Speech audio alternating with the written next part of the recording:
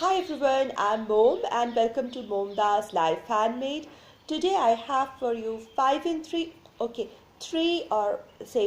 miniature DIYs in lemon themed farmhouse decor. And I had tons of fun making them. These are also trash to treasure project. I use simple items. Can you guess? I use some walnut shells, I use pistachio shells, some cardboard flimsy boxes to get a little hard paper, some craft paper I had in my stash, a little color, some sticks, little tape, little glue. That's it. And yes, matchboxes. So cute little decor ideas using these trash or very humble items that everybody can find at home. And I'm going to make a lemon themed decor. These cute little decor ideas, miniatures, can be fit in decor places such as shelves, over the counters, on small gadgets, or you can even use them to decorate a tea tray. I had a lot of fun creating them, and I'll let you enjoy the rest of the video and watch me how I create each one of them. It's so easy. I'm not going to jabber at the back telling you each and every so very evident steps. Very easy DIYs, and I hope you will enjoy them. All I needed was some imagination.